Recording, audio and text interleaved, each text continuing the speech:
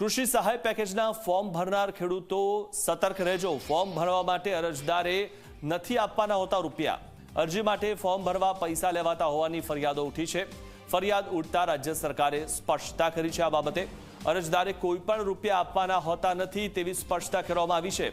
વિકાસ કમિશનરની કચેરીએ જાહેર કર્યો છે આ પત્ર।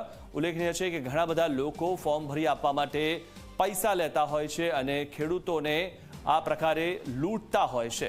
ત્યારે ખેડૂતો માટે આ સૌથી મહત્વની વાત। ફરિયાદ ઉઠતા રાજ્ય સરકારે આ બાબતે સ્પષ્ટતા કરી છે। વિકાસ કમિશનરની કચેરીએથી આ પત્ર જાહેર કરવામાં આવ્યો છે।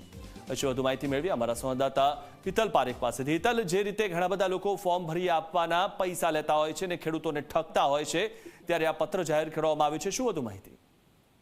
જી, ચોક્કસ એવું કહી શકાય કે જે પ્રકારે છેલ્લા 2 દિવસથી રાજ્યમાં જે પ્રકારે કમોસમી વરસાદ હતું અને રાજ્ય સરકાર દ્વારા ઉદાર હાથે પેકેજ જાહેર કરવાયું હતું, ત્યારે એના ફોર્મ ભરવા માટે પૈસા લેવામાં આવતા હોવાની વ્યાપક ફરિયાદો ઉઠી હતી।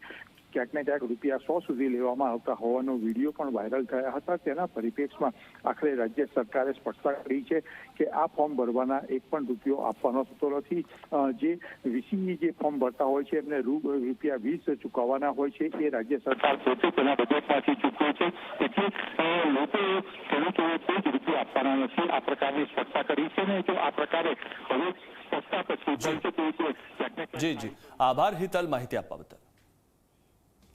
તો જે રીતે ખેડૂતો પાસેથી ફોર્મ ભરવા માટે અમુક લોકો પૈસા પડાવતા હોય છે, તે ખેડૂતોને ખાસ આ સમજવા જેવી વાત છે કે કૃષિ સહાય પેકેજના ફોર્મ ભરનાર ખેડૂતો આ બાબતે સતર્ક રહેજો અને કોઈને પણ પૈસા ન આપતા ફોર્મ ભરવા માટે।